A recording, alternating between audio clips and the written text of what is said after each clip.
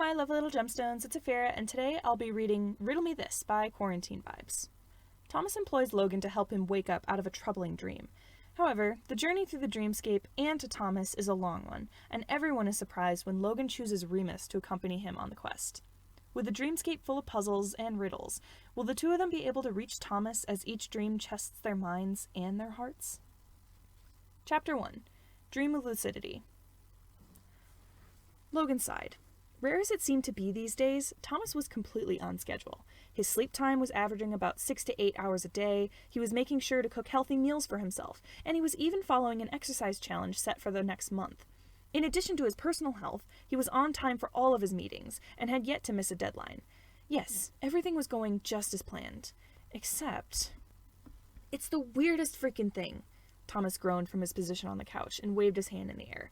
It's like I'm just stuck in one place, and it's like I'm awake, but I'm not, but I am, but I'm not, but I am, but... Thomas continued like that for some time. Remus began to bounce to the rhythm of it. Thomas was having trouble with dreams. He was experiencing a strange phenomenon where he would be lucid while dreaming, but unable to control anything, thereby effectively getting stuck in the dream, which became more and more disturbing as time passed. He called all the sides in to discuss the issue, but they kept getting sidetracked. "Would you stop with the bouncing?" Virgil sneered, but Remus only bounced more vigorously, adding in hand motions and turning the lamp into a blood-red disco ball. He flipped Virgil off. "Now, kiddo," Patton started hesitantly, "we gotta focus up here. Thomas is having a real issue." "Is he, though?" Logan asked, frowning. "He's up to date on his work, eating clean and sleeping enough. I don't understand why you can't just ignore the dream," he asked, focusing back on Thomas. "It's just," Thomas said, sitting up. "It's weird, Logan. It throws my whole day off." "Last time Thomas looked this disturbed, it was..." Roman started and trailed off, glancing at his brother who put his hands up. "Hey, now I won't deny that I keep Thomas up with my fun little creations and fantasies." "You once asked what it would be like if all his teeth were replaced with beetles," Roman said. "Right, like I said, fun little creations. And I'm damn good at it too. But unfortunately, Thomas has to be conscious for me to affect him. While my ideas may sometimes pop into his dreams, I don't control those." Logan nodded his head a bit. "The Duke is right." "He is?" Virgil asked. "I am," Remus blinked. Logan turned to Thomas. "We are manifestations of your conscious personality. We can't usually physically visit your dreams, but," he tilted his head, "it's a bit skewed in the case of lucid dreaming. Perhaps we could use that to our advantage." Thomas stood up. "Ooh, you have an idea? Heck yeah, logic me up," he cheered. Everyone stared at him. "What the heck was that?" Roman asked. Thomas shrugged. "I don't know. Thought I could use a new catchphrase for when Logan provides exposition.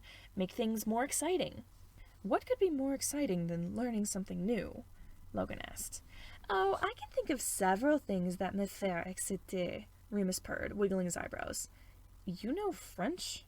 Logan asked. "Seriously, how do you know more languages than I do?" Thomas asked with a pout. "Maybe if you stopped avoiding the Duolingo owl, you could actually learn a new language," Janice said. "Have you seen that thing?" Virgil asked, serious expression on his face. Pure evil. "Aw, I think he's just a little misunderstood," Patton said. Virgil summoned a picture of the owl and showed it to Patton. "Yeah, okay, maybe not." "Everyone," Logan groaned, not at all surprised that it only took a few minutes for the conversation to dissolve. "We are getting off track." "Well, why don't you just spit it out then, Doctor Who cares?" Remus said. "Why would I want to spit? Not only is that unhygienic, it wouldn't serve to further the discussion." Remus sighed and pinched the bridge of his nose. "He's always like this?" he asked the room. "You see, Thomas," Logan said, ignoring Remus's grumbling. "According to a 2009 sleep study by Drs. Voss, Holzman, Tuin, and Hobson, lucid dreaming can be thought of as a hybrid state of consciousness. Lucid dreaming can be triggered manually on the outside, or it can be experienced by individuals for no particular reason." "Wonderful," Thomas grumbled. "But I thought lucid dreaming is, supposed to be fun."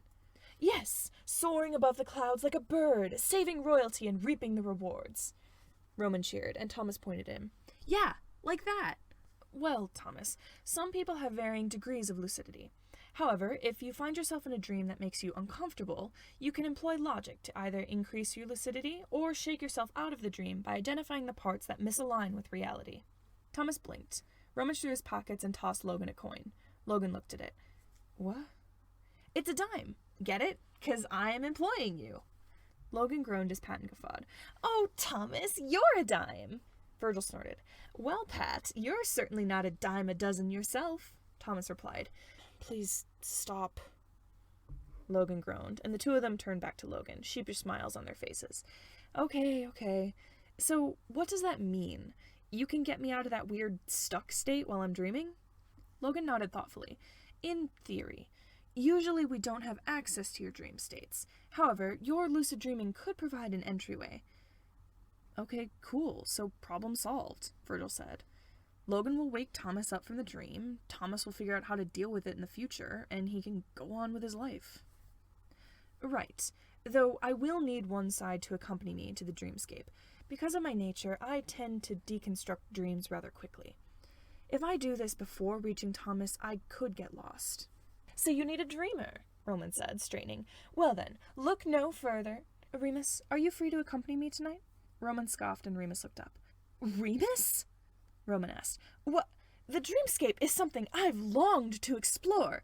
Surely you misspoke. I rarely misspeak. What? Why Remus? Roman asked again. Yeah, Remus said, shifting. Not that I have anything going on, but...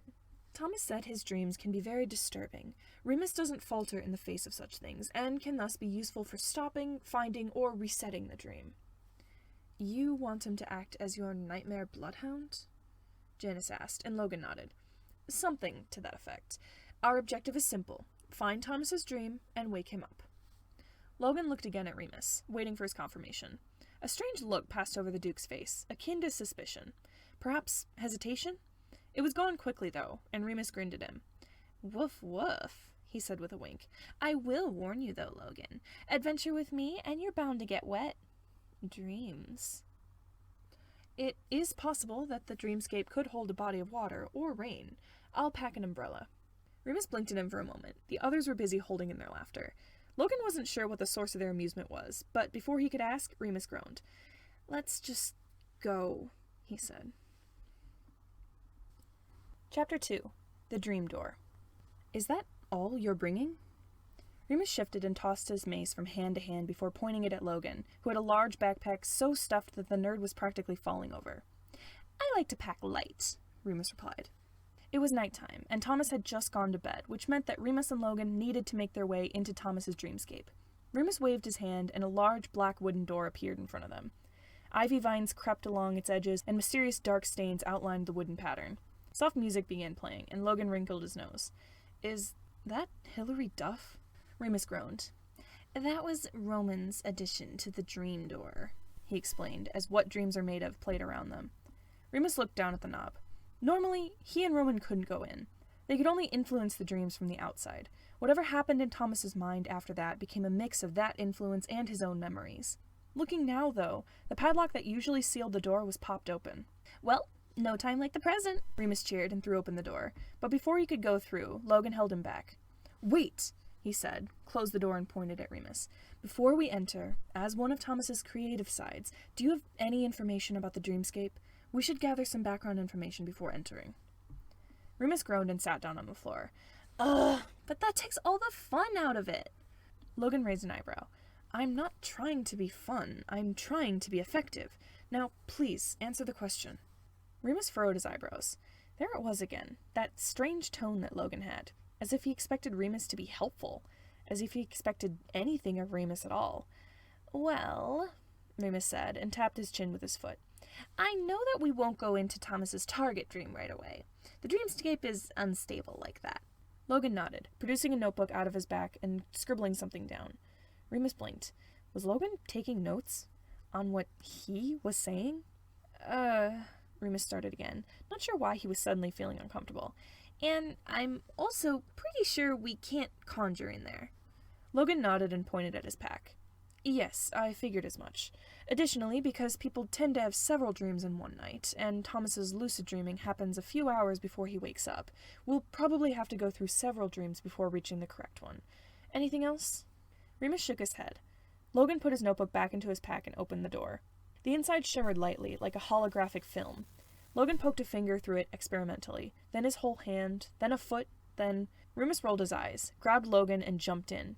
The wind whistled in his hair, and Remus grinned as they fell towards what looked like an enormous swath of cotton. Logan landed like an upturned turtle, and Remus laughed as he struggled to roll over with his giant backpack. By the time Logan managed to get to his feet, Remus had already doubled over with laughter. "Laugh all you want," Logan said, "but I assure you that we will be prepared for anything," he finished, and shouldered his pack. Remus wiped tears from the corner of his eyes and got up. "Whatever you say, nerd." Remus looked around and kicked at what they were on experimentally. The sky above them was a bright, blinding blue. Remus looked ahead of them. The white swaths went on, catching the light and looking incredibly fluffy. "Ooh, I get it!" Remus exclaimed and ran to the edge of the swath. There was nothing below them, as if the dream had not rendered fully. Remus peered down. "We're on a cloud." Logan frowned and looked over the edge as well. "But that's impossible. Clouds are made of water and air. There's no way it would be able to hold any..." Remus whipped around and caught Logan's hand before the logical side fell through the sudden appearance of a hole in the cloud. Remus put a finger to his lips as he hoisted Logan back up. "May want to keep your reasoning to yourself for now. If you deconstruct the dream before we get to Thomas, who knows what'll happen," Remus said with a wink, plopping Logan back down onto the solid surface. Logan blinked and straightened his pack. "Right, yes. Thank you." Remus hummed as the two walked forward. "Well, can't have Thomas losing his logic, right?" he said, balancing himself on the very edge of the cloud and placing one foot in front of the other. "Right," Logan said, eyeing Remus's balancing act. "Falling here would produce unknown, possibly dangerous consequences. We should both make an effort to be more careful." Remus laughed, staying on one leg for a moment before continuing. "Well, pretty sure no one would miss me if I fall. That's the real reason you brought me instead of Roman, right?" Remus may have loved chaos, but he wasn't an idiot.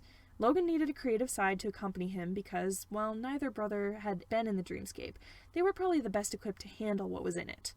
As soon as Logan asked him to come, he figured there must have been an ulterior motive. It was so obvious that Remus wondered why Logan didn't just say that too. It's not like the others would have objected. Logan frowned.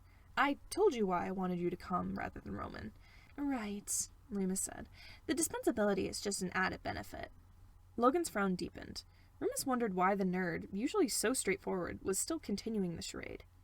"That's not..." Remus jumped back onto the cloud as a bright neon green filled his vision. Logan tried to step back, but his backpack caused him to fall down. Remus looked up. There, just in front of him, so large it was difficult to see around it, was the mascot of famous language-teaching program, the Duolingo Owl. Chapter 3. The Dream of Clouds and Owls. Logan usually liked owls. Aside from being symbols of wisdom, they also had fascinating characteristics, such as how their ear canals were shaped in a unique way for gathering sound waves, or how their arterial system has adapted so that they can turn their head around 270 degrees. The owl in front of them ruffled itself angrily, turned its head around twice, a full 720 degrees, and glared at them. Logan sighed. He'd have to update Thomas's bird facts soon. The owl stood tall, its neon green feathers reflecting the sunlight. On its stomach it had the word owl in glittering gold letters, and a curious pattern, 4 arrows pointing away from each other. "Left or right, high or low, choose correct or fall below," the owl boomed. To his side, Remus shifted. "What the fuck?" he asked. "High or low, left or right, choose correct or stay and fight." "It seems to be asking us a riddle," Logan said. Remus groaned and plucked Logan off the ground with surprising ease. "Well, it sounds like it's picking a fight, which..." He unhooked his mace from his belt and grinned widely. "I am definitely here for." Remus ran towards the bird and brought down his mace, then fell backwards with a reverb. "What the... Is this thing made out of stone?" he said with a groan and got up. The owl narrowed its eyes at Remus and swiped its wing.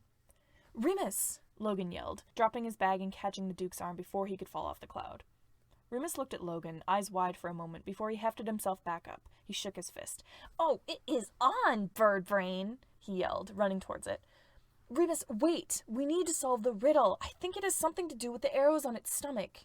"Riddle schmiddle! If that's the case, let's just button mash!" he yelled, spun his mace around his wrist, sidestepped the owl's plunging beak, and hit the owl's chest. Again, there was no sign that the owl felt it. Logan groaned in frustration. It says, choose correct or fall below. We can't take that chance. We can't, but I can. Remus grinned and was about to hit one of the arrows when Logan tackled him out of the way. What gives, nerd? Thomas needs both of us to solve his dilemma. Plus, there's no telling whether we both will fall if we go about this incorrectly. Remus seemed to consider that second point. He shoved Logan off of him and stood up. Okay, fine. He pushed Logan away as the bird dove towards him again. Logan landed on his butt. You think of the answer, I'll keep the world's ugliest highlighter busy, Remus yelled and grabbed the bird's foot before it could get to Logan. He managed to throw it over his shoulder, tossing it to the far side of the cloud. How are we supposed to solve your stupid riddle when you're trying to eat us, asshole? Remus yelled. The owl opened its beak. Ask a ragman, it boomed. Hey, I resent that. I'm the rat man, Remus yelled, hitting the owl's beak with the back of his mace. He let it fly forward before the wrist strap caught and spun the mace around his hand in an arc. If the impact had any effect, the owl didn't show it. A ragman? Logan muttered. A ragman. A ragman. Why did that sound so familiar? Logan closed his eyes. If this was truly a riddle, it meant that there was something he was missing. Any time now, Poindexter, Remus called. I'm thinking. Think faster. That's a physical impossibility. So is an owl that weighs a metric ton, but here we are, Logan. Logan bit back a retort, and instead ran through everything he knew about owls. They were mainly nocturnal, predatory, there were around 200 different species. Come on, nerd! Death by Duolingo is not the way I want to go out. Logan blinked. Of course, this wasn't just any owl. This was a mascot for a language program. Language. The riddle may have something to do with... Remus! Logan screamed at the side, whose mace was now stuck in the owl's mouth.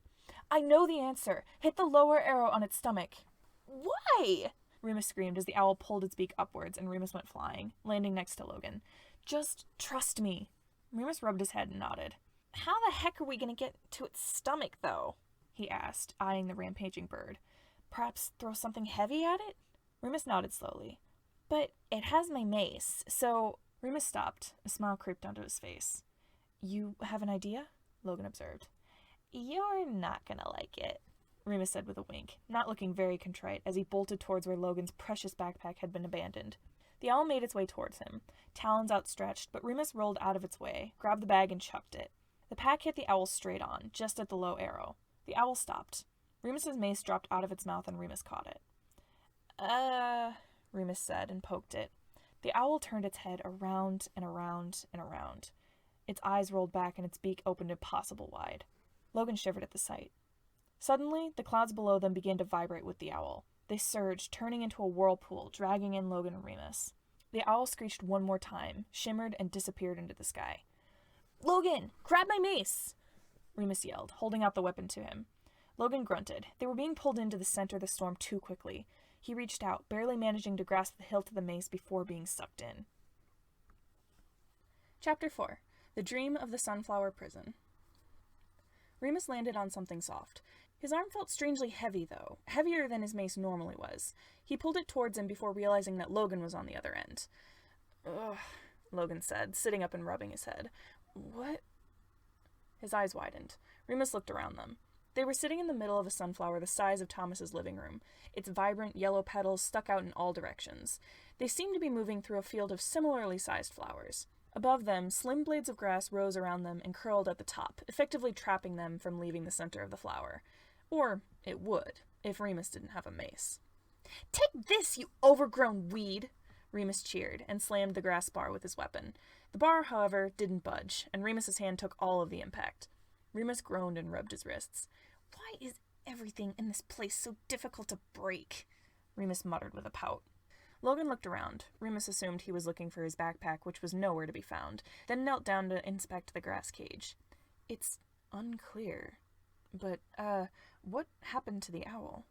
Remus shrugged. You must have gotten the answer right, and the dream shifted. Otherwise we would have fallen into nothingness. He raised an eyebrow at Logan. Not that I particularly care, but how did you know the answer? Logan stood up and pushed his glasses up with both hands, looking smug, a classic expression that Remus had seen him wear many times before. Well, after thinking about the Duolingo owl in the context of language, I realized it saying a ragman was actually an anagram for, well, the word anagram. Oh, Remus sang and twirled his mace. You lost me. Logan huffed. An anagram is a word made by rearranging the letters of another word. A ragman rearranged is anagram. And that still doesn't answer the riddle. I'm getting to that, but you keep interrupting me. I keep interrupting you because you're not getting to the point. You said you were lost. I simply provided an explanation for the question you posed. Remus tilted his head. He had a point. Okay, fine, Remus conceded. So, why was it the low arrow that we had to press? Simple, Logan said, adjusting his tie. The word owl is an anagram for low. Remus gaped. You got all that from a ragman. Logan nodded. Remus shook his head. Damn, I know you're supposed to be the smart side, but you're a genius, Logan. Logan's eyes widened, and he blinked a few times. Then, slowly, a small smile and faint blush graced his face, an expression Remus had never seen before. It made his toes and fingertips tingle. Well, I wouldn't have been able to think of the answer if the owl hadn't been held back. The credit falls to both of us, Logan said. Remus squinted his eyes at Logan, but Logan didn't seem to notice. He walked around the cage and pressed against the grass bars. It would seem that we are imprisoned in some sort of plant-based entrapment. Remus hummed and laid down. He wiggled his toes, trying to get that weird tingle to stop. Yeah, just add a nucleus and you could call it a plant cell. Logan's eyebrows flew up. He fixed Remus with a strange look. Was that a biology-based plant pun? Usually, Remus would cackle and nod. Logan hated puns. He knew that, which made it more fun to make them. But Logan's expression didn't look annoyed. Remus nodded, and when Logan didn't look away, Remus huffed. What? Logan blinked. It was unexpected. Remus raised an eyebrow, got up and walked to the other side of the cage. He raised his mace and began rattling it against the cage walls. What, you're the only one who can like science? He sneered over the noise. Logan didn't respond. His eyes only got wider, which was normal when dealing with Remus. People's eyes widened in fear as he approached them all the time. The blood vessels would stand out against their sclera, their pupils pinpricks. It wasn't fear, though, in Logan's eyes. Remus couldn't tell what it was, and that was beginning to annoy him. Science is the grossest subject, after all, Remus said, not being able to stand the silence from the other side. Besides, I'm the side tasked with creating horrific scenes. Things are much scarier with specific details. For example, he whirled around and pointed his mace at Logan. What's scarier, saying someone got their heart ripped out, or saying that as you reach into their chest, your knuckles squelch against the layer of fat, you crack apart the ribs and pull the heart out of its sac, bits of lung and membrane still attached? Logan used his finger to calmly point the mace away from him. Well, if I felt emotions such as fear, I would say the second one. Remus rolled his eyes and went back to rattling the cage. Logan watched him for a bit. We should find a way to break this cell wall, he said. Remus scoffed and turned around. Yeah, what do you think I'm trying to do? Besides, it's not a wall, it's more... Remus stopped, cutting himself off when he saw Logan's expectant expression. Remus's jaw dropped. You punned! Remus exclaimed. Logan scratched his temple. It's not so silly when it's science-based, Logan said. Well, Remus said with a grin, I sure hope Ribo somebody shows up soon. The corner of Logan's mouth twitched. Or our cytoskeletons will be all that's left of us, Remus finished. A pause. Remus felt his heart sink. Was the image of their forgotten skeletons too graphic a joke? But then a strange sound filled the cage. Remus looked to the other side, his mouth agape. Logan was giggling. His eyes scrunched up happily and his shoulders shaking slightly as he laughed. The weird tingle in Remus's toes was back full force as he wondered why Logan didn't do that more often. Suddenly, Logan and Remus both stumbled as the flower came to an abrupt stop. It began to lower itself closer and closer to the ground, as if its stem was shrinking, until Logan and Remus were eye level with what looked to be human-sized bug people in an outdoor throne room. The tall flowers surrounded them, looking more like trees at this height, and the ground was covered in pale green dirt. One of the bug people walked forward. Its skin was light purple and decorated with gold symbols. Its eyes, large, bright, and curious, were trained on them as it spread its arms and a pair of orange and black wings sprouted from its back. It cleared its throat, making a squeaky, almost cute sound. Death to the intruders! It cheered. Chapter 5. The Dream of the Butterfly Courtroom. Logan cursed softly under his breath. He should have known not to get distracted. They were in unknown territory. They didn't have time to be joking around, no matter how surprisingly clever those jokes may have been. I haven't reached my daily bug-squashing quota, so I suppose we can start with you, Remus said, putting his face against the cage. Now kindly bring your face here so I can smash it with my mace. The strange bug hybrid did not falter. They simply waved their hand, and both Logan and Remus's hands were bound with the same material as the cage. Another flick of their hands, and the cage unfurled around them. The blades of grass rolled on themselves and became part of the dirt when they reached the ground. Remus lurched forward, but they were both suddenly strapped into chairs woven out of hay. Logan coughed lightly. What he meant to say was, "On what grounds do you issue this death sentence?" The bug hybrids squinted their eyes. They sauntered towards a throne made of flower petals, with tiny birds flitting around it, and crossed their legs. "Firstly," the bug hybrid said, "you shall address me by my proper name, Monarch Butterfly. Secondly," their eyes grew narrower, "I already told you the reason for the sentence. Intruding. You are from the consciousness. You have no business in the dreamscape." Logan blinked. "You know who we are?" Monarch flicked something from their fingers and nodded. "Logic and creativity. You think you two are such big hotshots. Come sauntering in here, into my domain, like you own the place?" Monarch leaned forward and pointed at Remus. "You, I could maybe excuse, but you," they pointed to Logan, "you have no place here." Remus growled from next to Logan. "Don't point fingers unless you want me to bite them off," he said. Monarch clapped. "Well, off with their heads," they said casually. The other bug people of the bug court cheered. A mantis hybrid with blades attached to her arms came forward. "Wait!" Logan yelled before she could swing down. "Wait, we do belong here, at least for right now." The mantis hybrid looked towards Monarch, who held up their hand. They looked at Logan in question. "Thomas has been dreaming lucidly for a few days now. It's how we were able to enter the dreamscape. He wants us to help him out of a nightmare of sorts." Monarch seemed to consider what Logan had said. Logan felt his shoulders slump a bit. No matter who or what they were in the mind, they were a part of Thomas. He had the final say. "Lucid dreaming, huh?" Monarch said, rubbing their chin. "I suppose that explains your presence." Monarch called over one of their bug advisors, and the two began to whisper to each other. They waved, and the mantis hybrid put down her blade. "All right. I shall allow you safe passage through this dream under one condition." Remus groaned, and Logan almost groaned with him. Monarch lifted up their forearm, and a miniature bird flew to it. "You see, my poor pet Rooster Pierre has gone and gotten himself lost. One of his favorite spots is the well, a little ways from here. I suspect the deer has gone and fallen down it. Rescue my Rooster Pierre, and I will grant you safe passage." Monarch waved, and Remus's chains came undone. He unclipped his mace from his belt and launched himself forwards. "I have a better idea. Let us go to the next dream, or I'll rip off your wings and display them in a science museum." Monarch clicked their tongue, and the mantis hybrid brought her blade to Logan's neck. Logan may or may not have squeaked a little. Remus whipped around. Monarch said. "One wrong move, and Logic's head goes rolling." Remus blinked. Logan could practically see him vibrating with anger, which made sense. Remus was, to a certain extent, impulse. Trying to control him never boded well. To Logan's surprise, Remus lowered the mace. "Fine," he growled. "We'll get your stupid bird." Monarch smiled. "No, we. Just you. Logic will stay here as insurance that you won't try anything." They eyed the mace. "Violence." Logan gulped. Sitting in a room full of hybrid bugs that looked excited for a public execution did not sound pleasant. Remus narrowed his eyes. "Listen here, you bug-eyed freak. Let him go or lose a limb." Monarch put their hands up. "I assure you we won't harm him. That is, so long as you are able to bring back Pierre. The well is just up that path."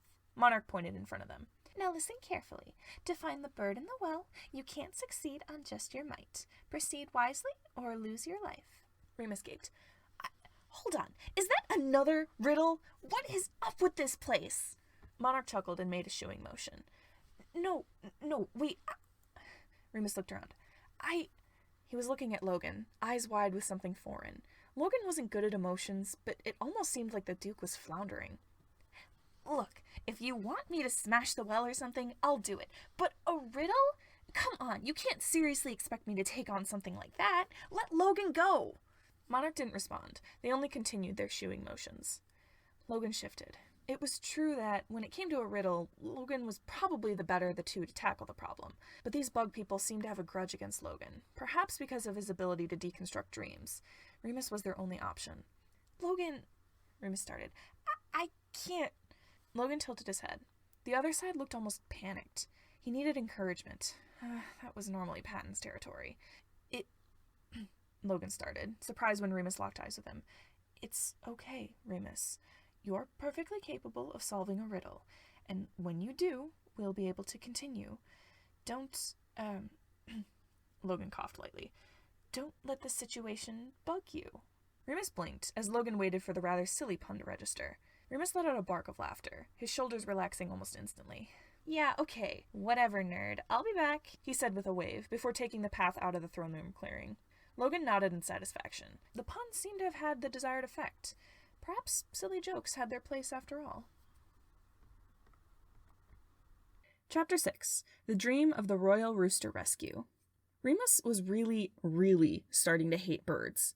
He kicked at a small pebble on the path as he marched forward. This was stupid. This was so incredibly stupid. Why did he have to be the one to find this stupid bug thing's stupid bird that fell in a stupid well? Why did he feel so stupidly uneasy leaving Logan behind? Logan was Thomas's logic. Thomas needed his logic. Without it, Remus was just reduced to random screaming. Horror without logic was just messy and cheap. Yeah, that was it. Remus needed to make sure Thomas's logic was safe so that Remus's functions wouldn't be compromised. It definitely had nothing to do with how Logan basically entrusted his life to Remus of all sides, or with the fact that Logan's giggle was still bouncing around in his brain. Nope. No, nothing at all.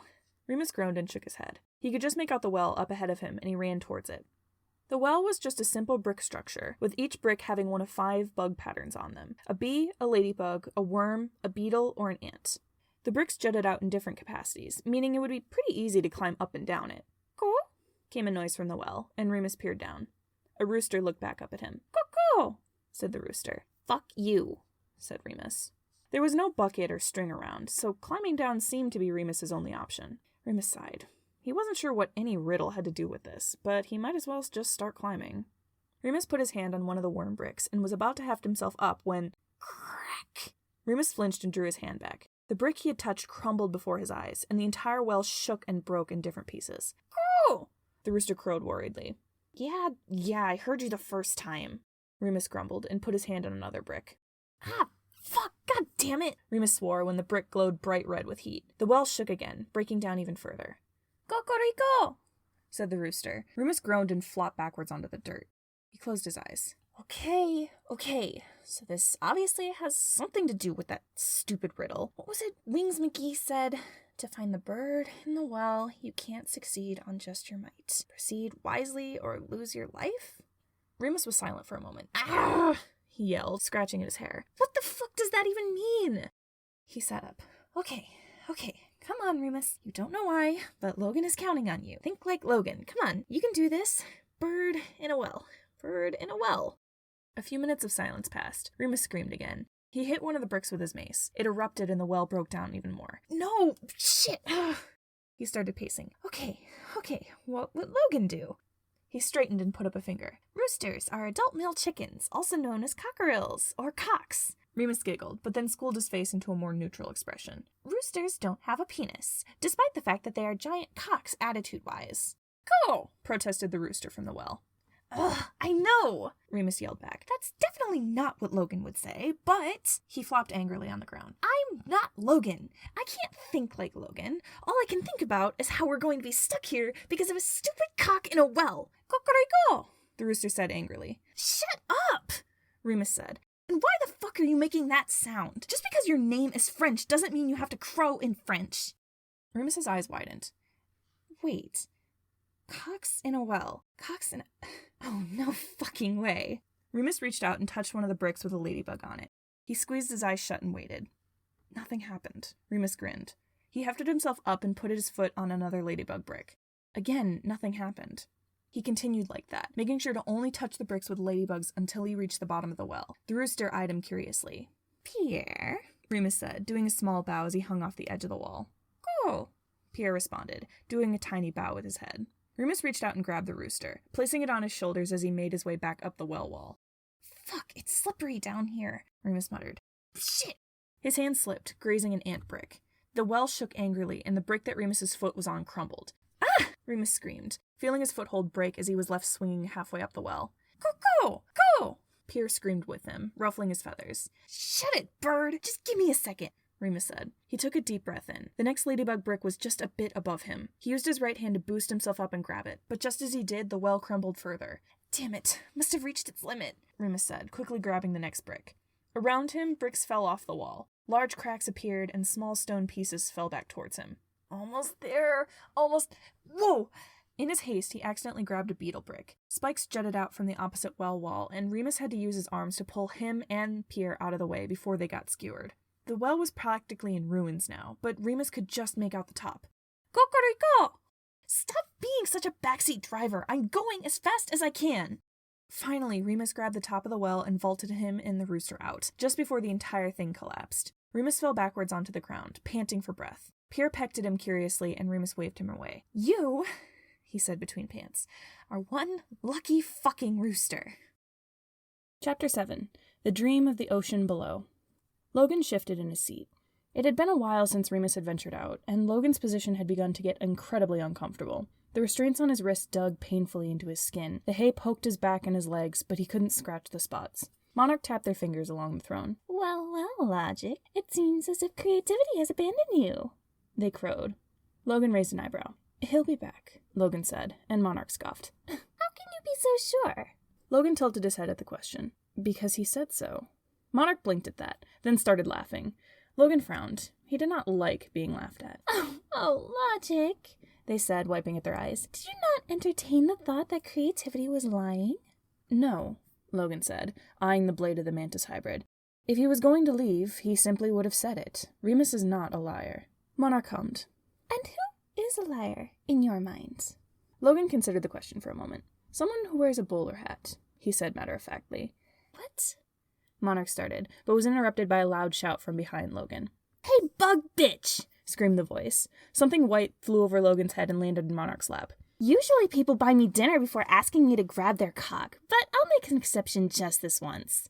Logan allowed himself a small smile as Remus sauntered up to the throne. Now let him go, or I'll make good on that science museum idea, he growled.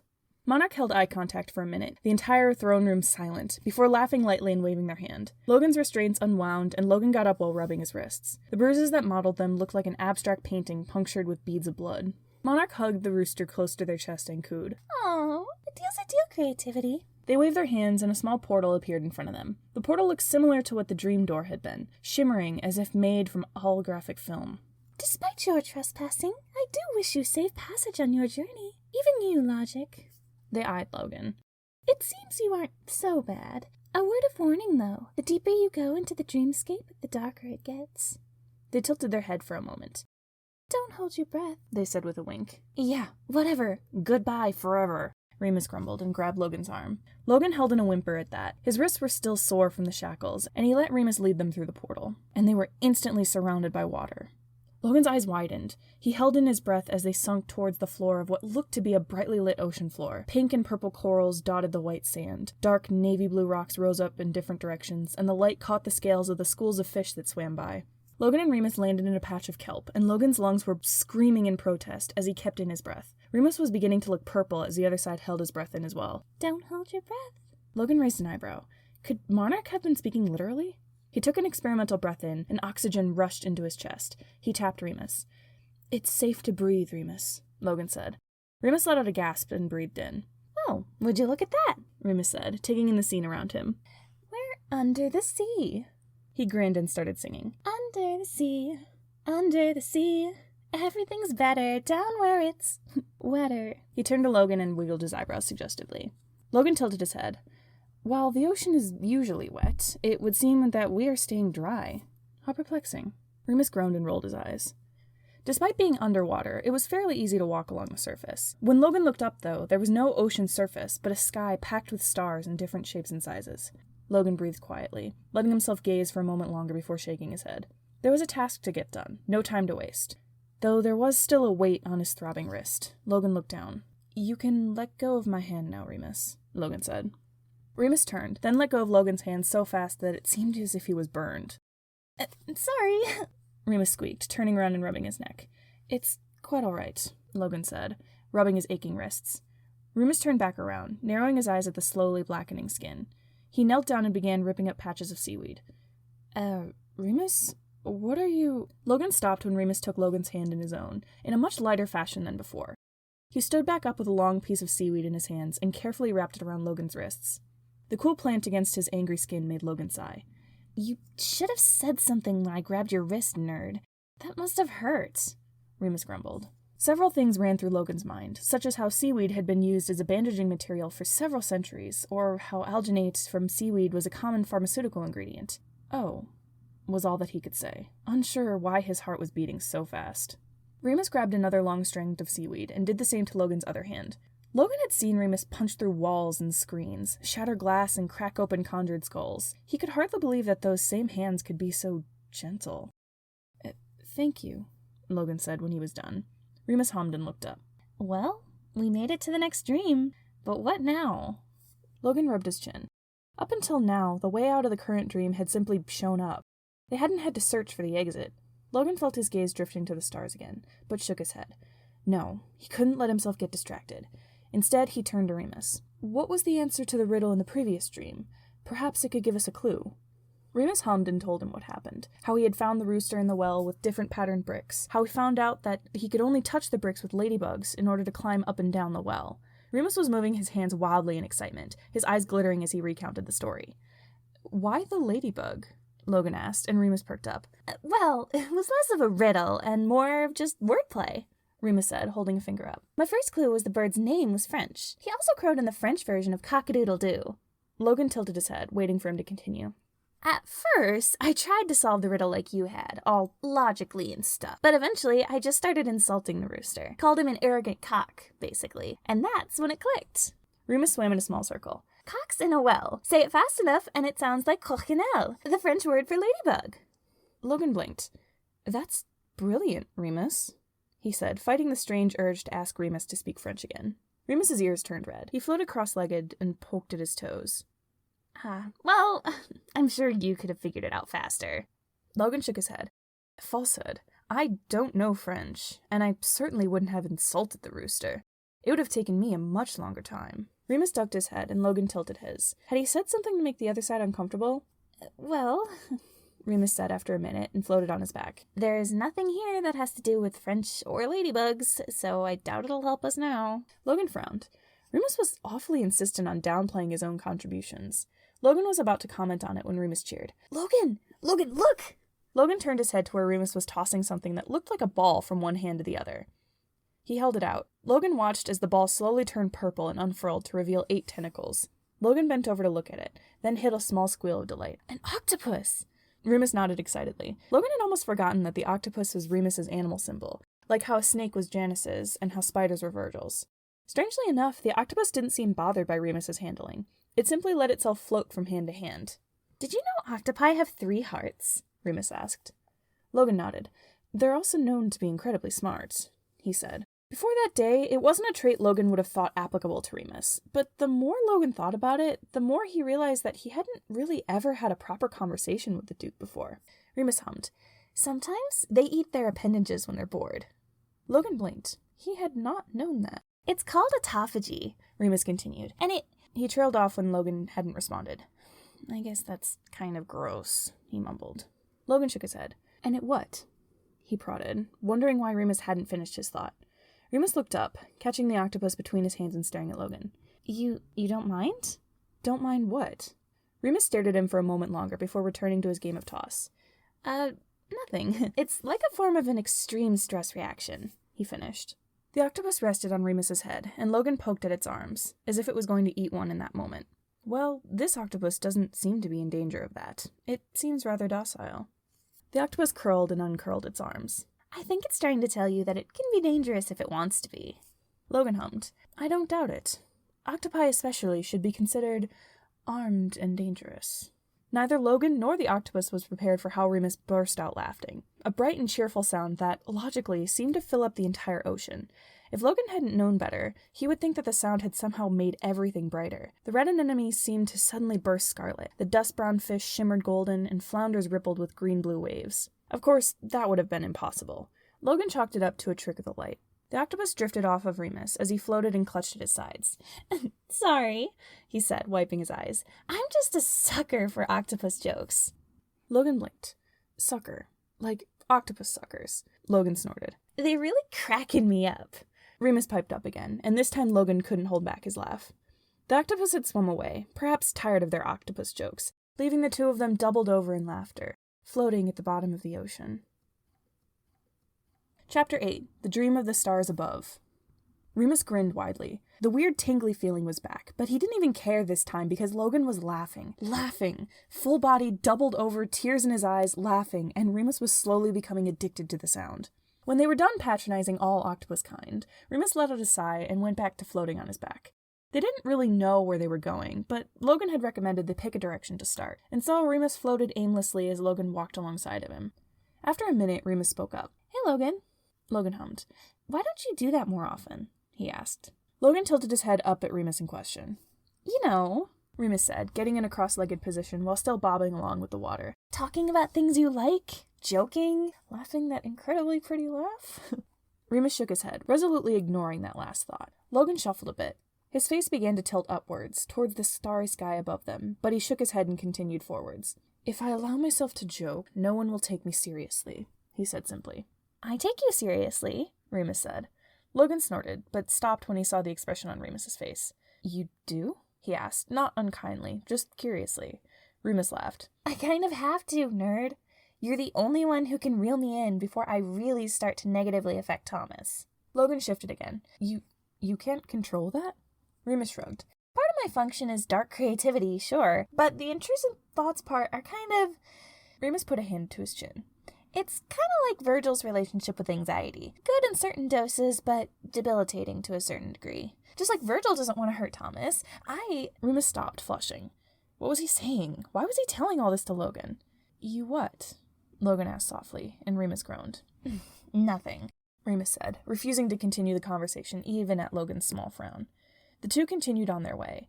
Remus noticed Logan's eyes drifting more and more towards the sky, but each time he shook his head and looked forward.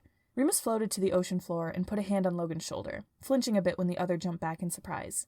"Logan, what are you doing?" Remus asked. Logan said with a blink. "Walking forwards?" Remus shook his head. "You keep looking at the sky, then shaking your head, then looking at the sky, then shaking your head. It's giving me whiplash." Logan shifted in his spot. "We don't have time for stargazing. We must locate Thomas and the dream he keeps getting stuck in." Remus said, letting Logan walk forwards a bit before scooping him up. "Remus!" Logan shrieked. Remus ignored it and instead jumped up so that the two of them were suspended in the water.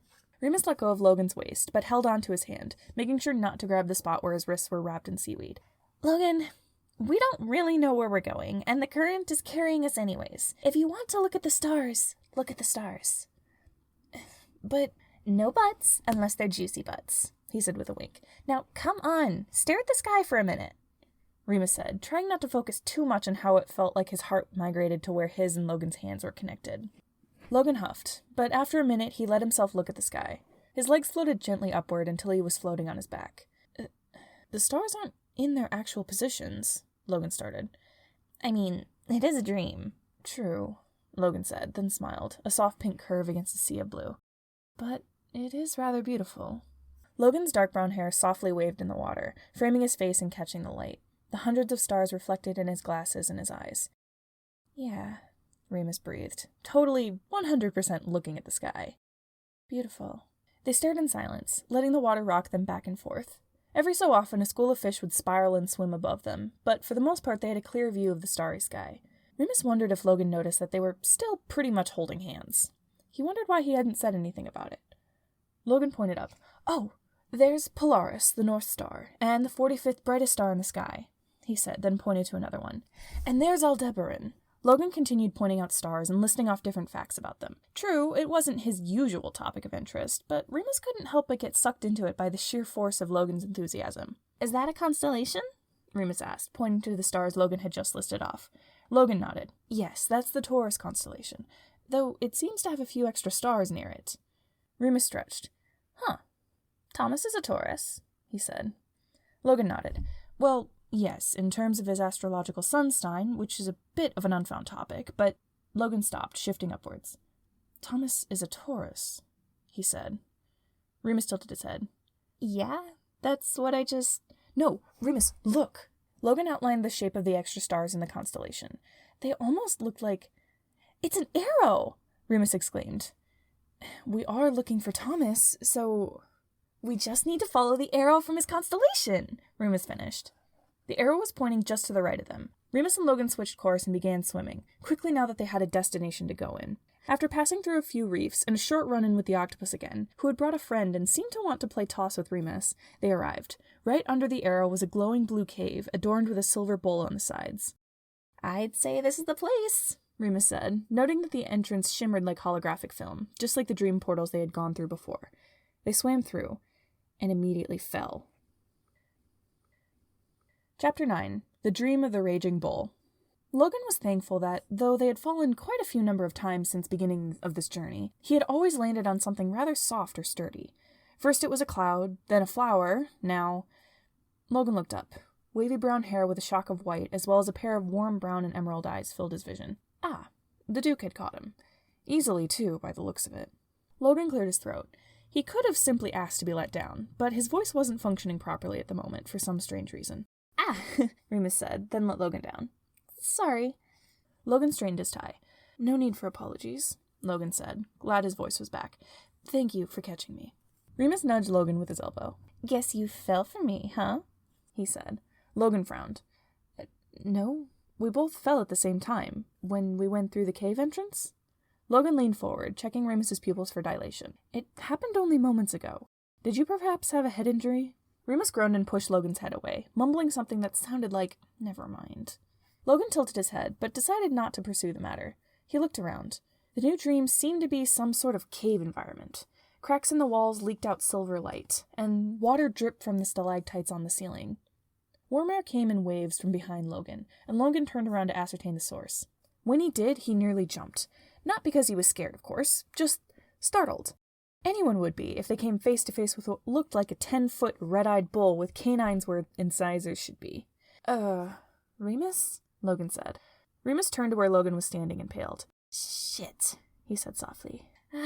Lavash, it's okay, Logan. Just no sudden movements. Back away slowly. Logan did, eyeing the bull and thinking of the octopus and the sea life they had just encountered. Perhaps it's friendly? He asked. The bull reared back and let out an ear-shattering roar before charging at Logan. I'll take that as a no, Remus yelled, grabbed Logan by the collar and tossed him down the cave, taking his place. Roared the bull as he jammed a horn towards Remus. Instead of dodging, Remus caught it with his arms, hefted himself up with one arm, and brought down his mace. The bones shattered apart, and Remus held up the horn triumphantly. Remus! Logan yelled. Remus, get out of there! But the Duke ignored Logan. He threw the horn, ducked under the bull's legs, ran to the other side, and waved. Come on, you big dumb cow. You don't want the nerd. He's all skin and bones. Remus wiggled his butt at it. I'm a much juicier meal. Remus! Logan screamed. Not scared, though. Definitely not scared. The bull charged at Remus, but he sidestepped the horn easily. The bull, however, was a bit smarter this time, and used its front leg to kick Remus into the wall. Remus fell to the ground, just barely rolling away from the bull's next charge. Damn it. Logan couldn't just sit there and watch. But it's not like there was a riddle this time. Just a giant monster with insane brute strength. There wasn't much Logan could do. Damn it! Logan's head whipped up. The bull had managed to pin Remus's shirt with its remaining horn, and was about to clamp down on its shoulder with its teeth. Remus! Logan screamed. The detached horn was still lying next to his feet, and Logan grabbed it and ran towards the bull. What are you doing, you dumbass? Remus yelled, trying to pull free. That's what I should be asking you! Logan yelled. Just run away, Logan! Go find Thomas! Logan didn't even dignify that with an answer. Instead, he located the bull's underarm, a location full of nerves, and plunged the horn into it. The bull wailed, throwing its head back and releasing Remus, who dropped it to the ground. Logan spun around and kicked the horn deeper into the beast, who vibrated, just like the owl had, and disappeared in a shimmer of silver. Logan breathed heavily, staring at where the bull had disappeared for a moment before rushing to Remus's side. Remus was leaning heavily on the wall as he used it to pick himself up. Logan went under his other arm and helped him. Are you okay? He asked. Remus groaned, cracked his back, and patted himself down. Yeah, I think so. He rubbed where his shoulder had been jammed against the wall. It's gonna hurt in the morning, though, for sure. Logan sighed, relieved, then marched up to Remus and jabbed a finger in his chest. Logan? And Logan let all of his fury shine through his expression. Remus, I will not repeat myself again. We are both needed to help Thomas in this quest. What were you thinking? Remus shifted. I mean, clearly you weren't. Logan finished for him, and Remus glared. I was thinking that there's no way you could have taken on a 3-ton bull. Well, I did, didn't I? Only because I distracted it. You nearly getting impaled was a distraction? Yes. No. It worked, didn't it? Ugh, Logan groaned, throwing his hands up in the air and pacing in a circle. You're improbable. Remus squinted. Don't you mean impossible? Logan put his hands on his hips. No, if you were impossible, you wouldn't exist. Remus rolled his eyes. It's a saying, Logan. Whatever. I'm saying, Logan started and jabbed a finger at Remus again, that we both need to make it back to reality. Both of us. So don't... Logan's voice had started shaking, and he swallowed a few times. Do not ever pull a stunt like that again. Got it? But... Got it? Remus gulped. Sure, yeah, okay. Logan narrowed his eyes. It wasn't a convincing confirmation, but it would have to do for now. Good, he said, patting himself a bit and looking around for an indication of which direction they should go next. Remus rubbed his head and also began to look, as an uncomfortable silence hung between the two of them. Logan? Remus asked. What? Logan snapped. Are you mad? Logan didn't answer for a beat. The question was so innocently posed that he almost felt his anger get snuffed out. Almost. He turned to face Remus. I am upset, yes, he said, eyes softening a bit when the Duke looked almost downcast at his response. Logan turned around. I'm upset because you, a perfectly capable side, insist on throwing yourself at danger at any given moment. Upset that you, a part of Thomas, just like the rest of us, seem to insist on thinking of yourself as lesser. It's infuriating, terrifying, heartbreaking, aggravating, Logan settled on. Logan turned back to Remus, who was now poking holes in the cave wall with the bull's horn, which, strangely, hadn't vanished with the bull. Well, it's not really my job to be pleasant, Remus grumbled. You know that's not what I meant, Logan said. Remus laughed. It doesn't matter what you meant, Logan, because you're wrong. Logan's eyes narrowed at that. He didn't like being laughed at. He certainly didn't like being told he was wrong. I am not. You are. You are, Remus insisted, pointing at Logan. Thomas needs you to function, Patton to feel, Virgil to stay safe, Janus to take care of himself. And he needs you and Roman for his creativity. Remus jammed the horn deeper into the wall. No, he needs Roman for his creativity. I'm just an offshoot, a reject. Nightmares come true. Logan sighed. Remus was shoving the horn deeper, rocks and debris falling on his hands as he did so, and Logan stopped his by placing a hand on top of his. Remus's eyebrows shot up and he looked at Logan. Remus, he said, like I've said before, just as Roman is more than just Thomas's creativity, or Janus's just deceit, you, too, contribute more than you give yourself credit for. You're his impulse, his spontaneity, a piece of his imagination. You even contribute to his understanding of abstract concepts like death and religion. Logan looked up, his voice catching a little when he realized how close they were, but continuing anyways. You are just as important as the rest of us. I'm not saying this as an opinion. I say it as a fact. He smiled. Got it? Remus swallowed and looked away. Got it. Chapter 10. The Dream of Darkness. Holy shit, holy shit, holy shit, holy shit, holy shit, holy shit, holy shit. Remus's face was on fire. Not literal fire. Might as well have been literal fire, though, with third-degree burns ripping apart his face and boiling his eyeballs, and Remus shook his head, trying to calm his racing heart. Tried not to think about Logan's hot, graceful outline as he brought down a monster bull with its own horn. Tried not to think about how Logan had seemed so angry not at him, but for him. Tried not to think about his kind words or his big, dark blue eyes or how their hands were still touching or any of that, because no, absolutely not, he was not going to fall for Logan. Logic and chaos just don't mix. Remus, Logan called. Remus took a deep breath and turned back around, hoping to every god there was that his blush had gone down. Yeah, Specs? Damn it, even his name-calling was starting to sound fond. Look, Logan said, his eyes shining, as if the stars they had looked at before were somehow captured in his pupils. Whoa there, Remus. Starting to sound a bit like a certain annoying brother there. Remus ignored his inner dialogue and looked towards where Logan was pointing, at the base of the bullhorn. A phrase was written there, an elegant silver scrawl. Logan read it out loud. In the dark, it's easy to see. Break down your walls, Genesis 1:3? Remus looked at Logan, who shrugged.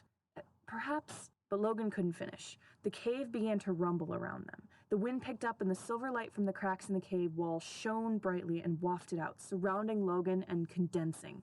What the hell is it now? Remus groaned, trying to reach Logan but getting pushed back by the wind. It seems to be some sort of trap, Logan yelled over the wind. No shit, Sherlock. Logan blinked a few times before blushing bright red. Remus almost got swept back by the winds at the sight. He mentally added Sherlock to his list of Logan nicknames. The light was concentrating around Logan now, forming a cube around him and suddenly going pitch black. The cracks in the walls were gone. The winds died down and Remus was left in the cave with a dark cube. Logan? Remus called, knocking on the cube. You in there? Silence. Remus felt his heart drop down to the ground. Then, a tiny sound, so soft that Remus almost missed it. Remus? Remus nearly keeled over from relief. Logan, what's happening in there? Are you okay? A pause. It's dark. Remus rolled his eyes. Inside the pitch-black cube was dark. Who could have guessed? Yeah, I kind of figured that. But is there anything else? A longer pause and some shuffling. It's really dark. Remus's eyes narrowed. Logan's voice was so small. But it seemed like, besides being dark, the cube wasn't really much of a threat unless... Oh, come on, Remus said, trying to keep his voice light. Don't tell me you're scared of the dark, Specs. I thought you couldn't feel fear. Logan didn't say anything for a minute. Then, fear of the dark is an evolutionary adaptation that humans possess from the time before technology made them super predators and figuratively, being in the dark means to be in a state of ignorance, and though this situation is rather literal, Logan continued to ramble for a while before Remus realized that Logan had never denied Remus's question. Remus gritted his teeth. Solving the riddle would probably be what frees Logan. Remus ran through the riddle in his head again. Remus? What was that last part? Genesis 1:3? Ugh, it had been a while since he thought about Bible passages. Remus, are you there? Logan asked, his frantic voice shaking Remus out of his thoughts. Yes, sorry, yeah, I'm here. Logan's breath hitched. Remus could hear his shaky breaths from inside the cube. Don't worry, Remus said softly, touching the wall of the cube. I won't leave you.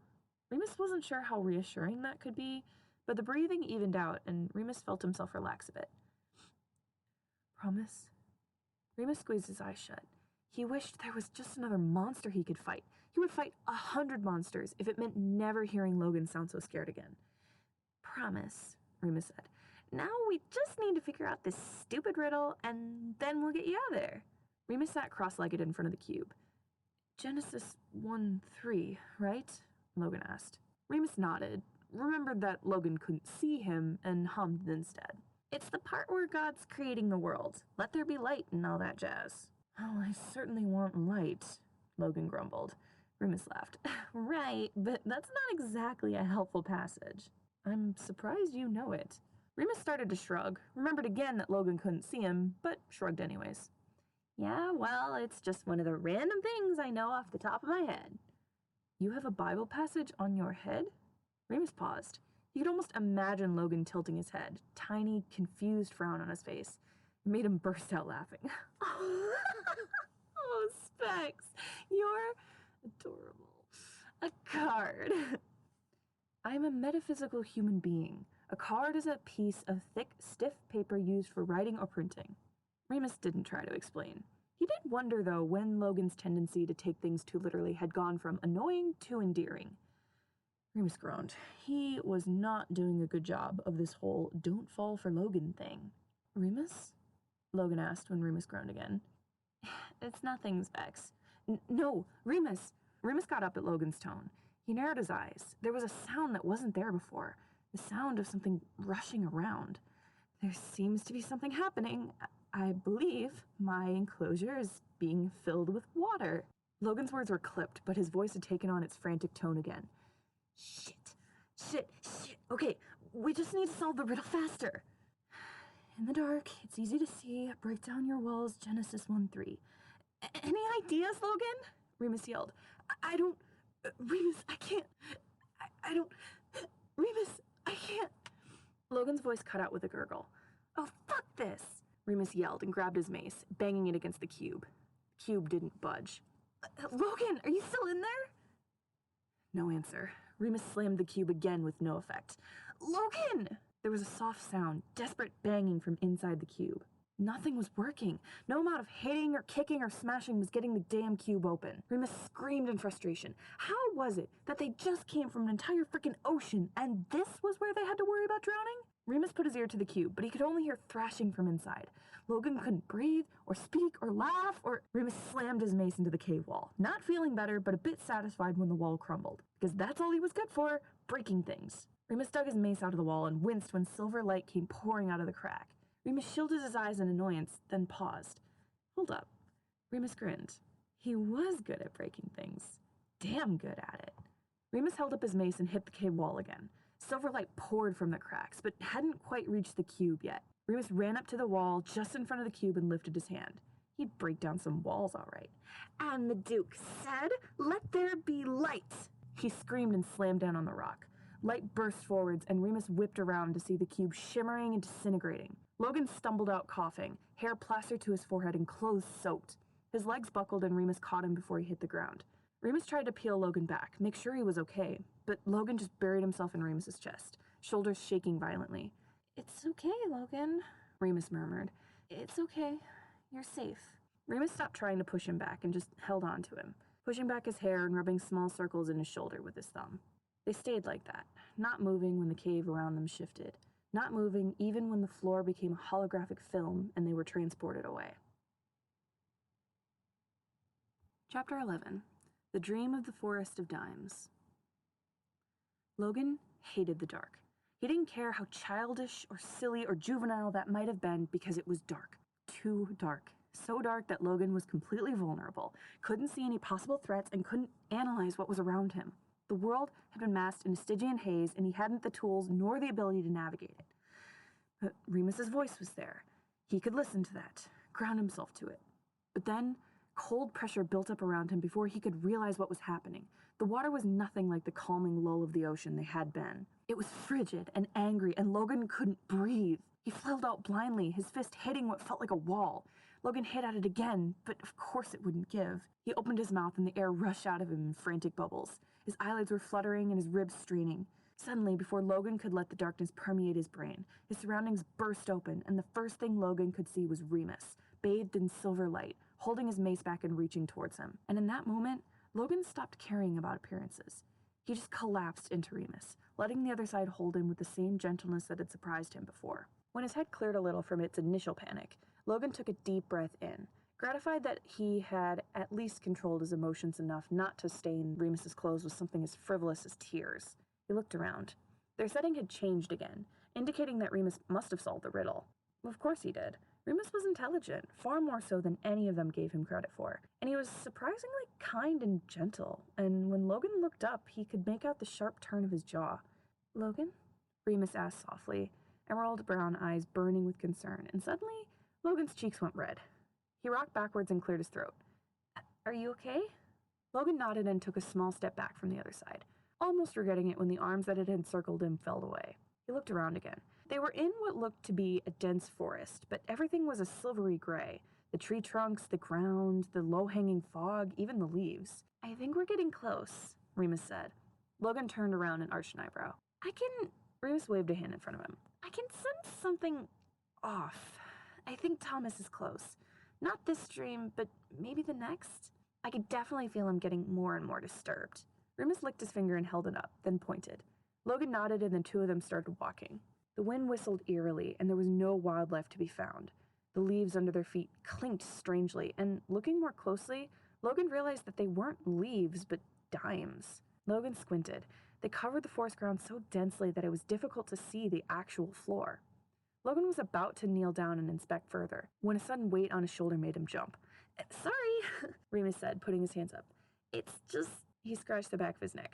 You've been awfully quiet, Specs. Are you sure you're okay? Oh, had he been worrying Remus? That certainly had not been his intention. Logan cleared his throat. Yes, I'm just a bit shaken, I suppose. But I'm fine. He turned. You did save me, after all.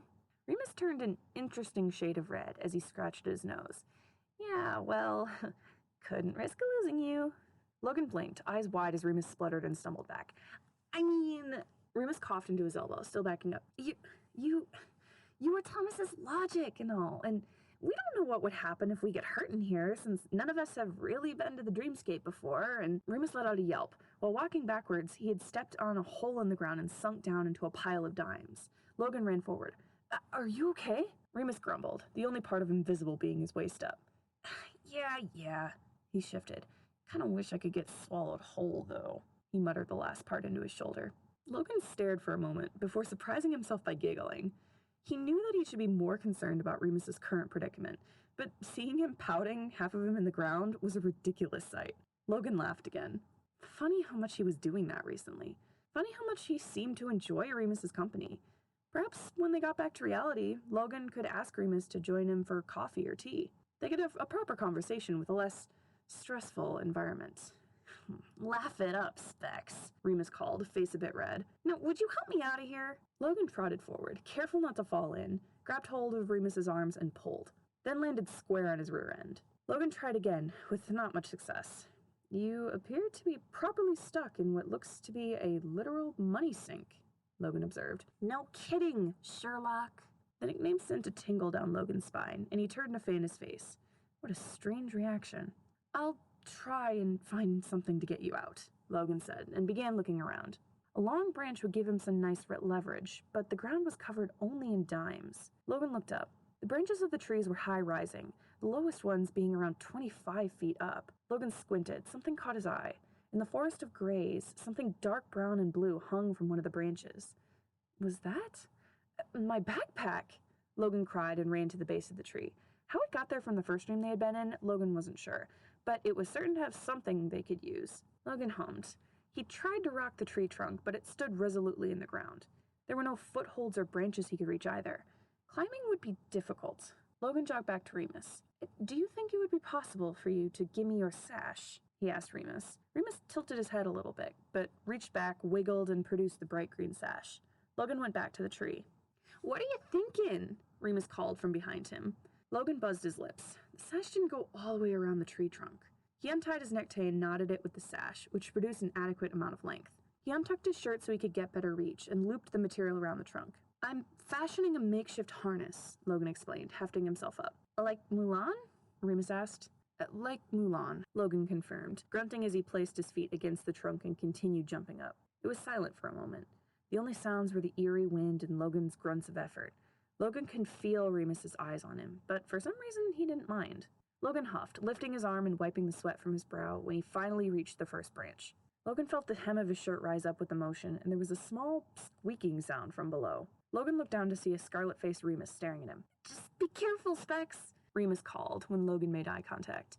Logan gave him a thumbs up, rubbed his wrist, and tilted his neck back. The backpack was about 3 branches above him.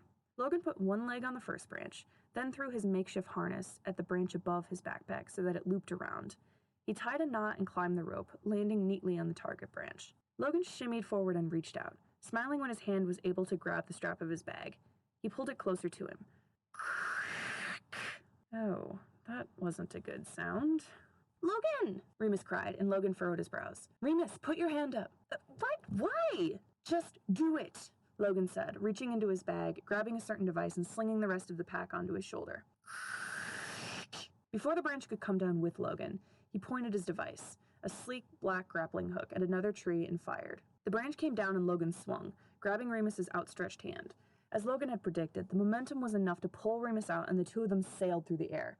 Woohoo! Remus cried and did a small flip before landing. Logan detached his grappling hook and put it back in his bag. That was awesome, Specs! Remus cried, then poked his bag. What else you got in there? Logan smiled at the praise and pushed his glasses up his nose.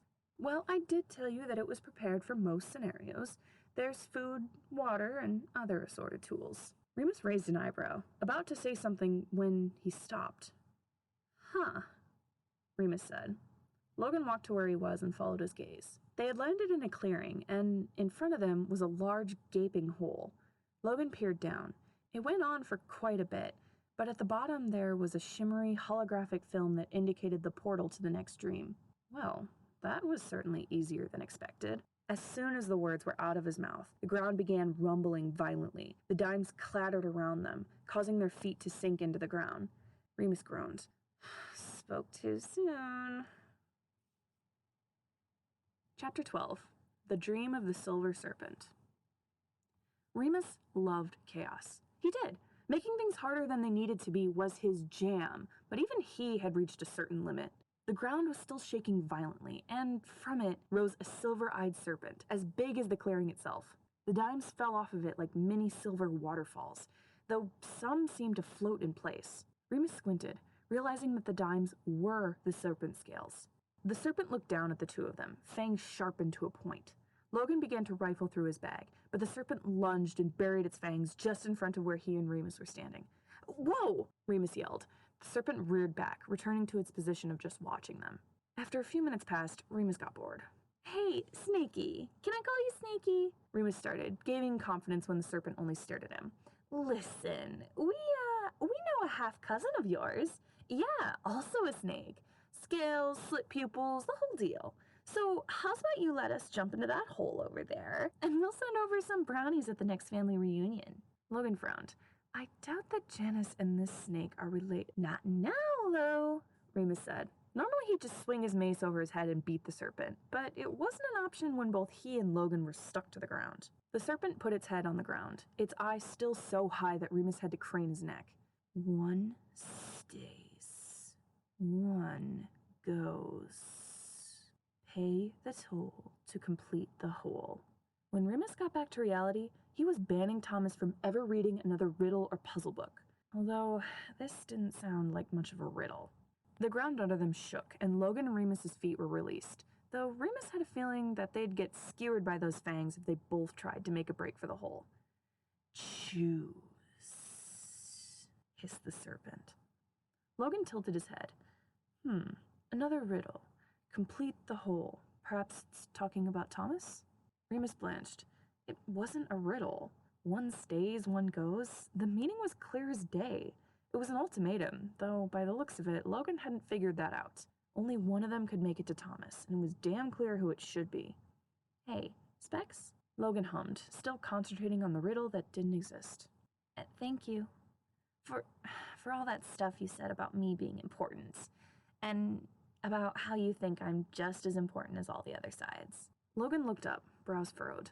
"It wasn't something I thought, Remus. It's true.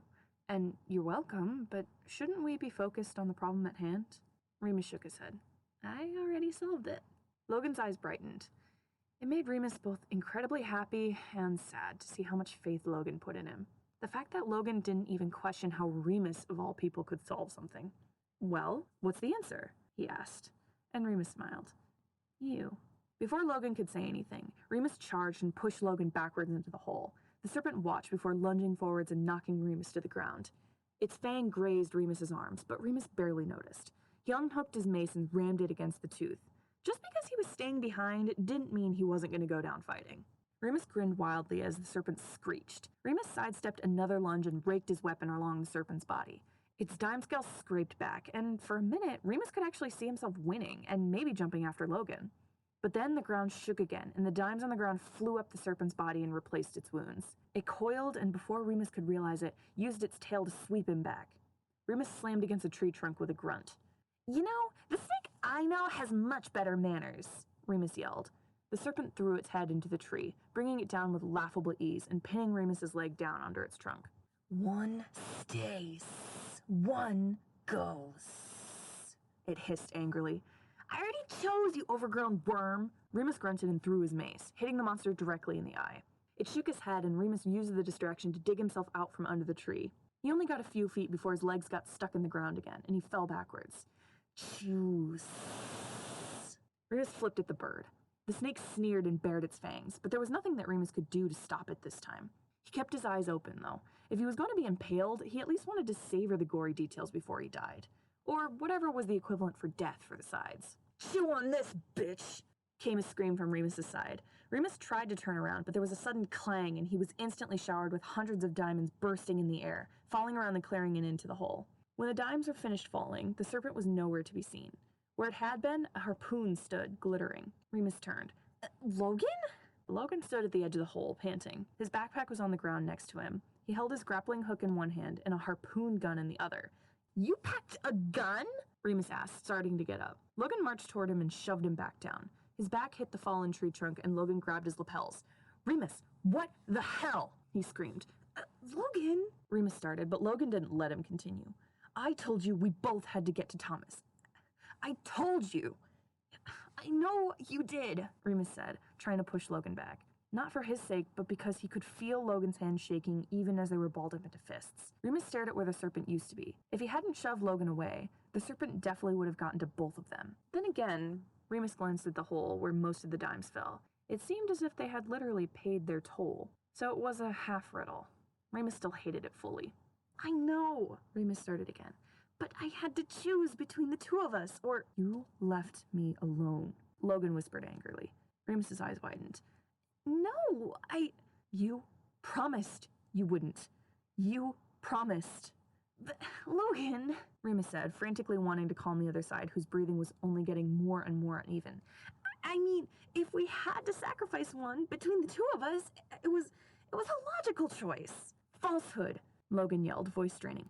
"Stop that. Stop saying such sad things so casually." But Remus was trying to use Logan's reasoning, confused why it wasn't working.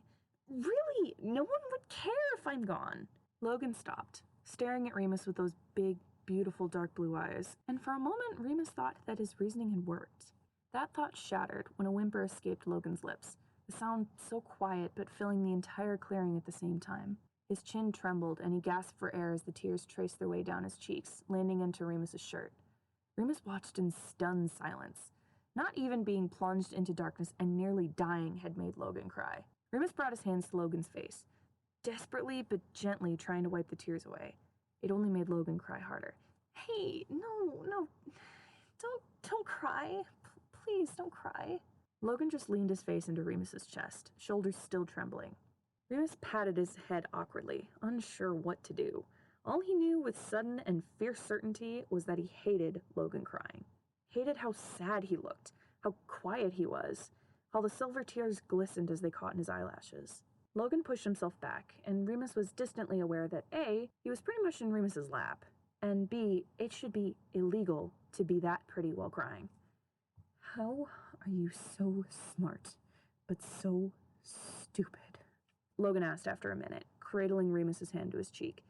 Remus wasn't sure how to respond, so he only shrugged. "I don't care," Logan croaked out, swallowed and started again.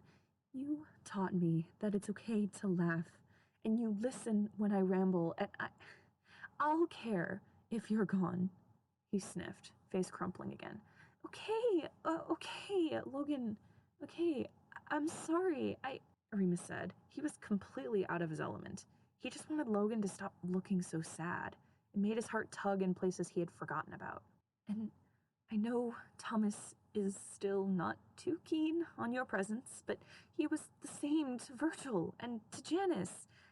And Patton may still be terrified of you, but..." Remus winced. Logan caught it and groaned. He squeezed his eyes shut. "I'm not good with emotions, Remus, but I know that I care about you. You're brilliant and fascinating and gentle, and I just don't understand." Logan ripped a hand through his hair, and Remus winced at the force of it.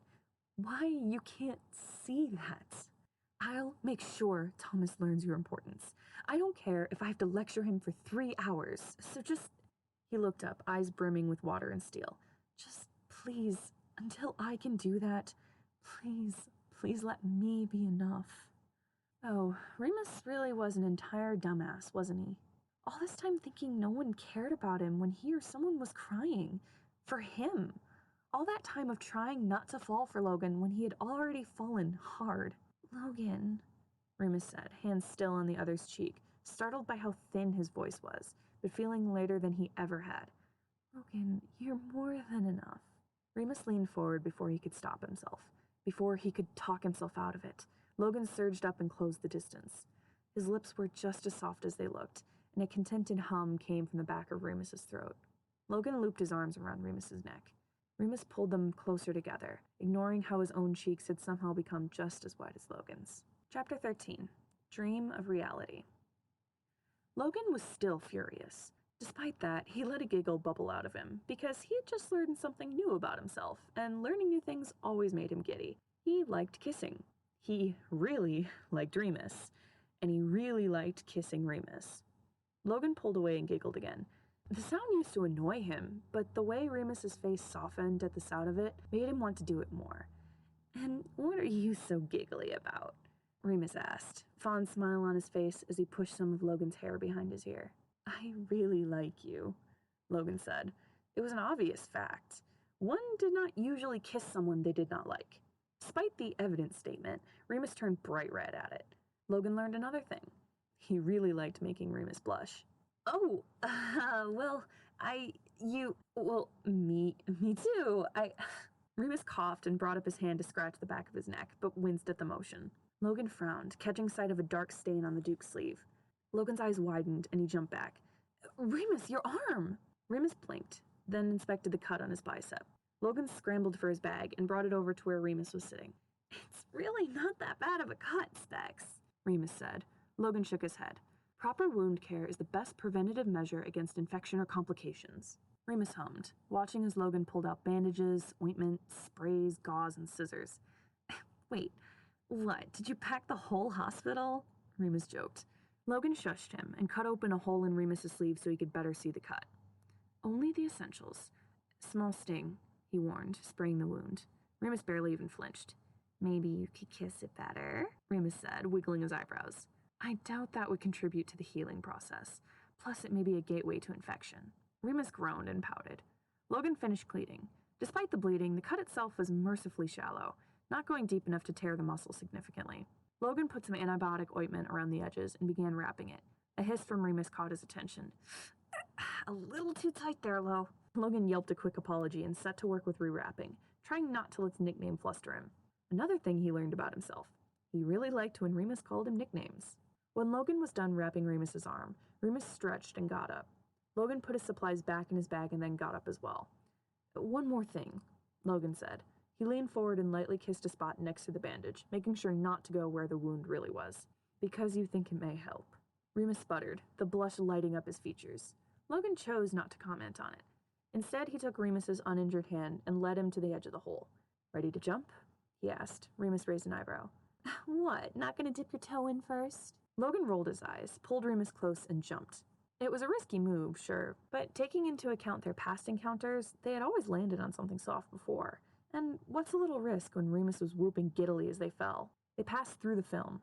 Logan wondered what new, unique, fantastic environment they'd land in next. Remus landed on a tan carpet. He caught Logan, as if Logan weighed less than air, and set him down. Logan blinked.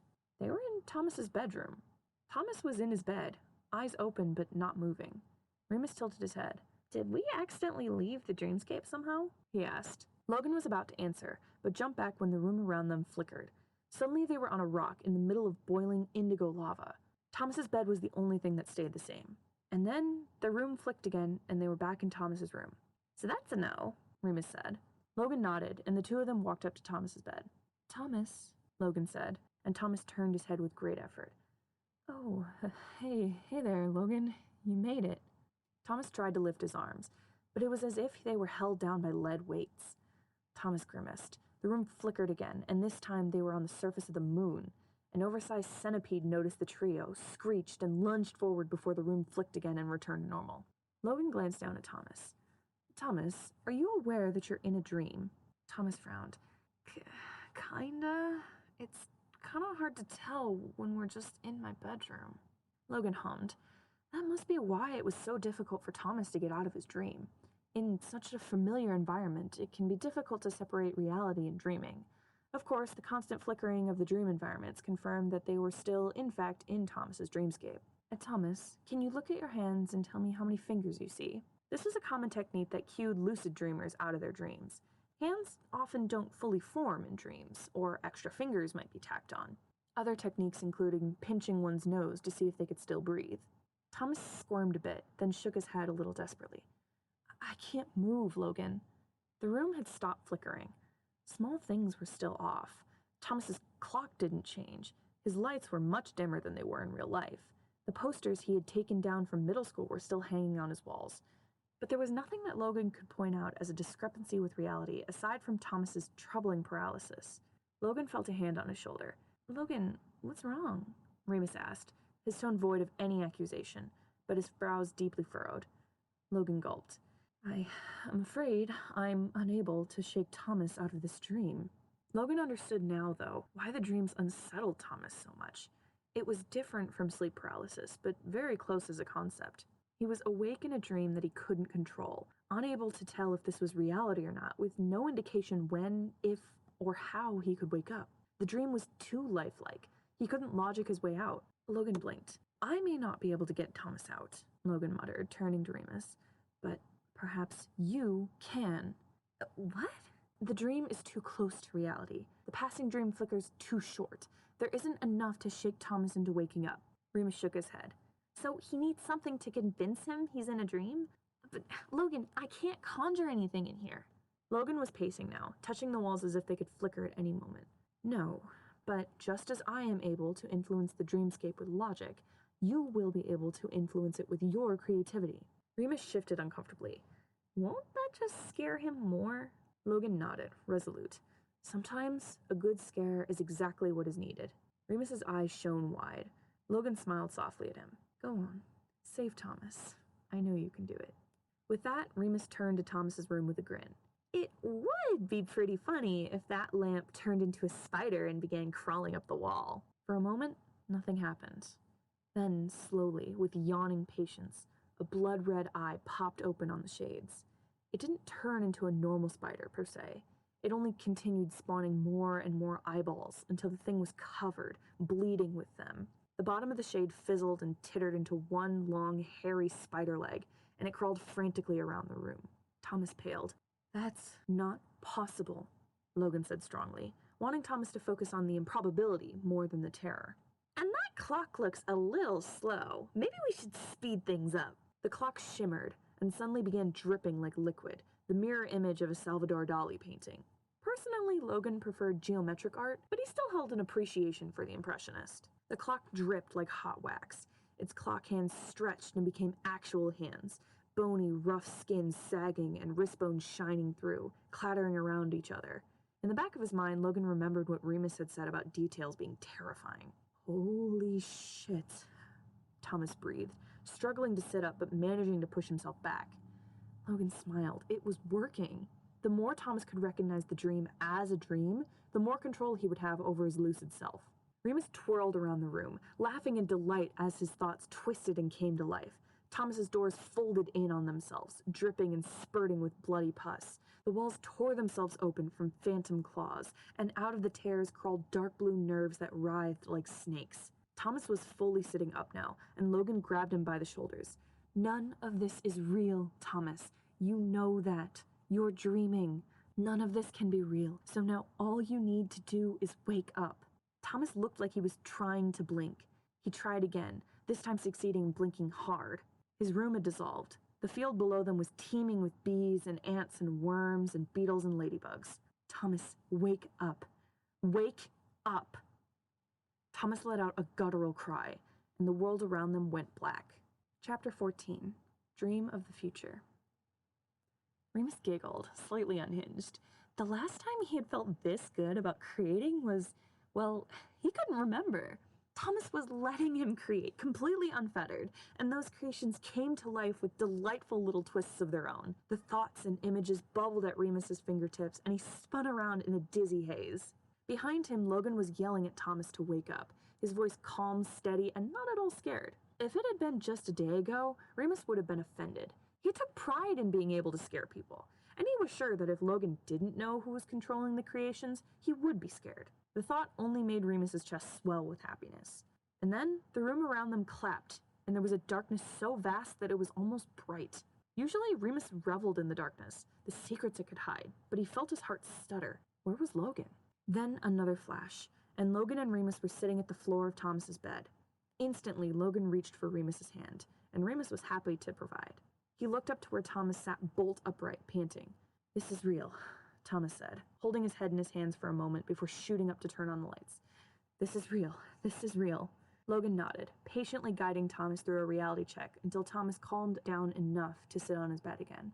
Thomas looked at Remus, and Remus, loath as he was to admit it, couldn't help but flinch. Was Thomas mad at him? He did just produce one hell of a nightmare, and not that he wasn't proud of his work. Thomas surely didn't enjoy the experience. Thomas took a deep breath in. Yeah, he was definitely mad, or scared, maybe both, probably both. "Thank you, Remus." Oh, Remus had not been expecting that. Logan sat up on Thomas's bed and put a hand on his shoulder. "How are you feeling, Thomas?" Thomas tilted his head up and buzzed his lips. "Freaked, but better. A bit. I think I know what I can do if I ever get stuck like that again." Logan nodded. "It seems like the first thing you were trying to control was your own body. But if that fails, try and create something that will convince you that you're dreaming. Additionally, you may benefit from keeping a dream journal as well. Perhaps then the small inconsistencies and even your more lifelike dreams will alert you to your dream state." Thomas hummed in agreement. Yeah, I think I'll do that. Thank you." He looked between them. "Both of you." Remus couldn't think of anything to say back, a rare occurrence for him. Logan only smiled and took Remus's hand. "We'll leave you to settle down for now, Thomas. Go back to sleep when you're ready. And remember," he looked at Remus, "not to fear your own mind." Remus squeezed Logan's hand, still speechless as they sunk into the common room of the mindscape. "Well, it took you too long enough." Remus blinked. Patton was sitting up in an armchair. Virgil sat crisscrossed on the floor, tapping away at his phone, and Roman and Janice were sprawled together on the sofa.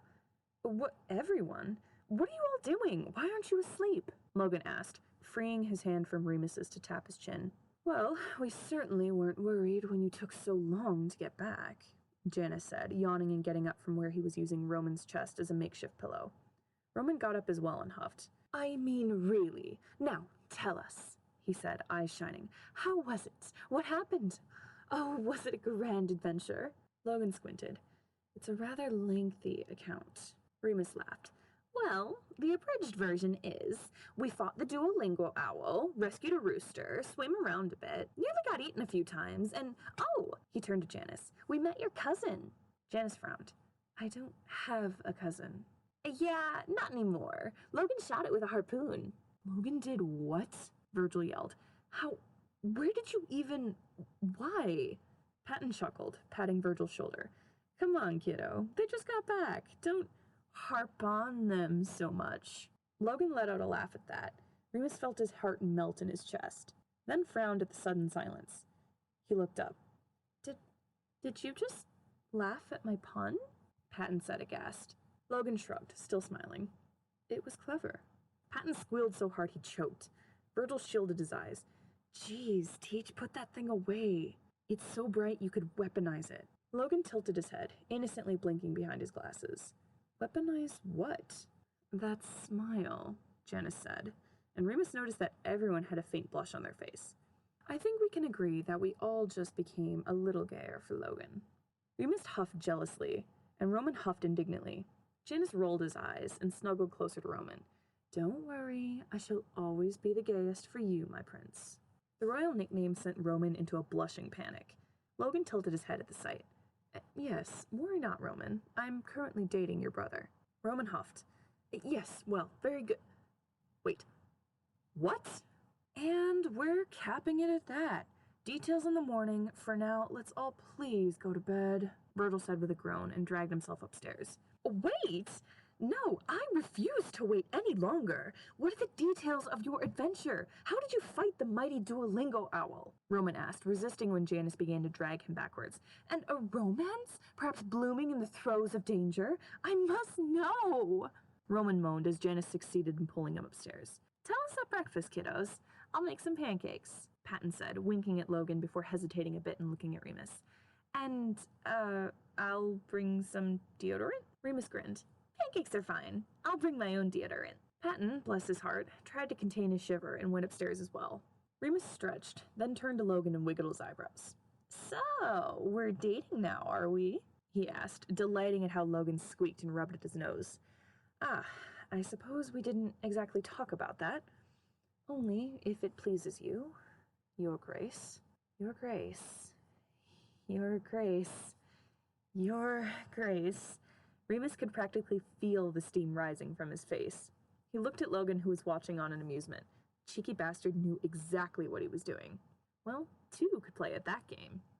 Oh, it does so please me, Remus said, grabbing Logan by the waist and twirling him around. Detective Sanders. Logan squeaked, letting Remus twirl him. That's right. He wouldn't lose a flirting match. Absolutely not. Logan leaned up on his toes. Then I suppose we're dating, Your Highness. Remus nodded pompously. Yes, I suppose we... Logan cut him off with a kiss, and Remus felt himself melt into it. Well, so he lost one flirting match. They pulled apart and Remus twirled Logan around again. And they may have stayed there until the morning came, laughing, blushing, and flirting, if Virgil hadn't stormed back downstairs and hollered at them to go to bed. Thank you all so much for listening. I know this series has been a long time coming, and I really appreciate everyone's patience in me getting this out. Make sure to like, comment, and subscribe so you don't miss any other videos that I post, and please follow the link in the description to the fic and give the author some love. If you want to check out other podfics I've done, you can click on the playlist linked on the screen. See you next time!